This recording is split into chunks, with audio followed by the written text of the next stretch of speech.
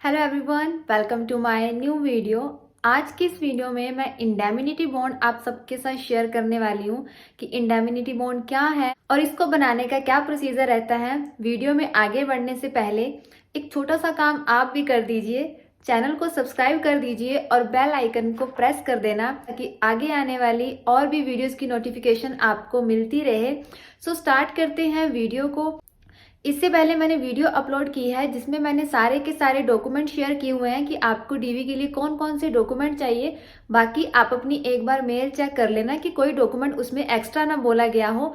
आई button में आपको link show हो रहा होगा, सो इस वीडियो को जरूर देख लेना, आपको एक हिंट मिल जाएगा चाहे आप किसी भी स्टेट के हो। स्टार्ट करते हैं आज की वीडियो। आज हम बात करने वाले हैं इंडेमिनिटी बॉन्ड पे। सबको डाउट होता है कि इंडेमिनिटी बॉन्ड में हमें शायद कोई अमाउंट डिपॉजिट करवाना पड़ेगा एज अ सिक्योरिटी। तो ऐसा कुछ भी नहीं होता है। हर स्टेट के बैंक का अलग अलग बॉन्ड अमाउंट होता है। इसमें एक अमाउंट दिया जाता है, आपको इस तरीके का एक परफॉर्मा मिलेगा इंडेमिनिटी बॉन्ड का। इसमें लिखा होता है कि इतने अमाउंट का आपका इंडेमिनिटी बॉन्ड बनेगा। सबसे पहले आप अपनी अपनी मेल में चेक कर लेना। हमारे इंडेमिनिटी बॉन्ड में 1 लाख का अमाउंट लिखा हुआ था, सो आप अपनी स्टेट का चेक कर लेना कि आपके बैंक का कितना अमाउंट है, तो उस हिसाब से ही आगे इंडेमिनिटी बॉन्ड बनेगा।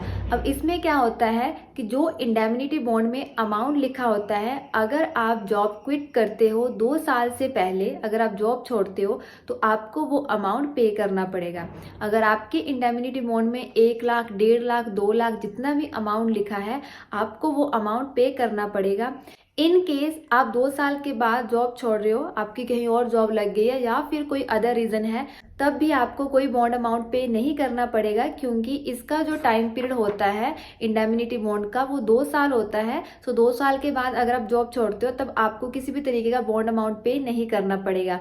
सो इस समय टेंशन लेने की जरूरत नहीं है कि क्या हमें इंडेमिनिटी बॉन्ड में अभी अमाउंट डिपॉजिट करवाना पड़ेगा और क्या वो अमाउंट बाद में रिफंड होगा। तो ऐसा कुछ भी नहीं है। इंडेमिनिटी बॉन्ड जस्ट एक फॉर्म होता है। अगर आप क्विट करते हो तभी आपको पे करना पड़ता है, अदरवाइज ये सिर्फ एक फॉर्म की तरह ही आगे कंसीडर करते हैं। सबसे पहले आपको इस तरीके से इंडेमिनिटी बॉन्ड आपकी जो भी डॉक्यूमेंट लिस्ट होगी पीडीएफ बन के मेल में आई होगी उसमें मिल जाएगा, या फिर आपको अलग से बोला गया होगा कि ऑफिशियल साइट से डाउनलोड कर लो।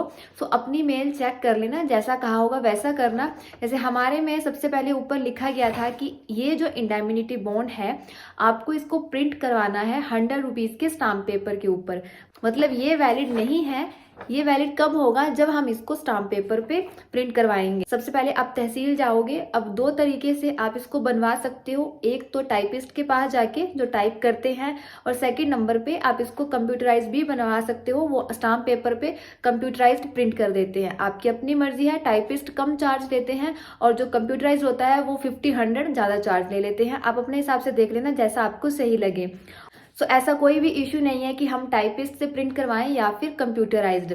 सेकंड थिंग, कुछ ऐसे फिलअप होते हैं कि वो लोग ब्लैंक छोड़ देते हैं। कुछ लोग तो ऐसा करते हैं कि वो पूरे का पूरा इंडेमिनिटी बॉन्ड प्रिंट करके दे देंगे स्टाम्प पेपर के ऊपर, बट लिखेंगे कुछ भी नहीं। मीन्स यहाँ पे ब्लैंक ब्लैंक है, नेम का, फादर नेम का, वो भी ऐसे छोड़ देंगे, फिल नहीं करेंगे कि आप खुद फिल कर लो। तो कोई इश्यू नहीं है। जो सिंपल सिंपल चीज़ें हैं आपको समझ आ रही हैं, अपना नेम, फादर नेम, अपना एड्रेस वगैरह वो फिल कर लेना।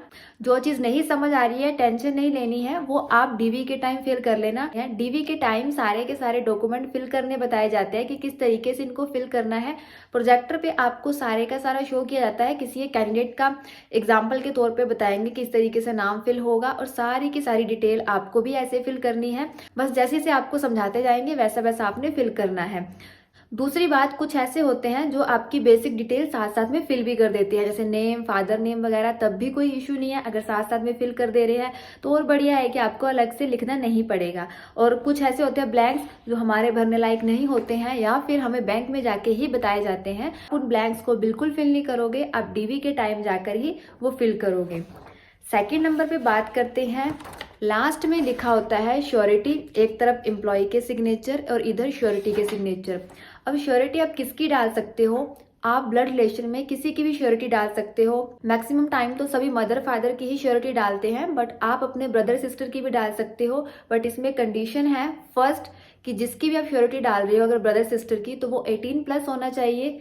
सेकंड नंबर पे वो एम्प्लॉयड होना चाहिए, स्टूडेंट नहीं होना चाहिए, एम्प्लॉयड होना चाहिए। चाहे वो प्राइवेट हो चाहे वो गवर्नमेंट एम्प्लॉय हो, इसका कोई फर्क नहीं पड़ेगा, बट स्टूडेंट नहीं होना चाहिए। सो यहाँ पे मैंने जो श्योरिटी डाली थी वो अपने ब्रदर की डाली थी। जिसकी भी आप श्योरिटी डालोगे उसकी आईडी प्रूफ की फोटोकॉपी प्लस उसकी पासपोर्ट साइज फोटो साथ में लेकर जरूर जाना, क्योंकि जिस टाइम हमारी डीवी हुई थी बहुत से ऐसे कैंडिडेट थे जिनके पास पासपोर्ट साइज फोटो नहीं थी या फिर श्योरिटी का आईडी प्रूफ नहीं था। तब उन्होंने मेल के थ्रू सभी के जो डॉक्यूमेंट वगैरह थे वो मंगवाए और वहां पे सबमिट करवाए। तो ऐसी गलती मत करना, साथ में लेकर जाना। वैसे तो हर चीज मेंशन की होती है, ये चीज भी मेल में मेंशन की जाती है। सो मेल को ध्यान से पढ़ लेना बार बार कि कोई भी चीज छूट ना जाए। और इसके बाद बात आती है विटनेस की। विटनेस आप अपने फैमिली मेंबर में किसी की भी नहीं डलवाओगे। विटनेस अदर पर्सन की होती है जो आपकी फैमिली से बिलोंग नहीं करते हैं। तो बेस्ट एवर सोल्यूशन है, आप जिस टाइम डीवी पे जाओगे आपको जो वहां पे अदर पीओ मिलेंगे आप उनसे डलवा लेना, ऐसा कोई इशू नहीं है। वो आपसे विटनेस डलवाएंगे, आप उनकी डलवा देना, ऐसा कोई भी इशू नहीं होता है। अगर कोई आपको विटनेस के लिए नहीं मिल रहा है, वैसे तो आसपास के बहुत सारे लोग होते हैं, आप किसी से भी विटनेस डलवा सकते हो। सो ये था पूरे का पूरा इंडेमनिटी बॉन्ड। जब आप स्टाम्प पेपर पे प्रिंट करवा लोगे तो आपका स्टाम्प पेपर वहां लिया जाएगा, इसका कोई भी काम नहीं होगा। इसका काम सिर्फ यहीं तक था कि आपने बस ये सारा देख के अपने स्टाम्प पेपर पे प्रिंट करवाना है।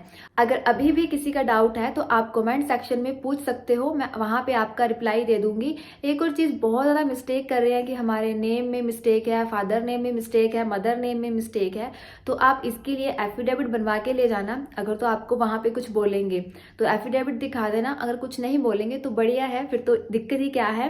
सो नेक्स्ट वीडियो में मैं आपके साथ शेयर करूंगी मेडिकल सर्टिफिकेट का प्रोसीजर। सो उस वीडियो को जरूर देखना, आपके बहुत सारे डाउट्स क्लियर हो जाएंगे। उम्मीद है आपको ये वीडियो अच्छी लगी होगी। जाने से पहले चैनल को सब्सक्राइब करते हुए जाना, प्लस आपके जो भी डाउट है, जो भी आपको पूछना है, कमेंट सेक्शन में कमेंट कर देना। Thank you so much for watching this video.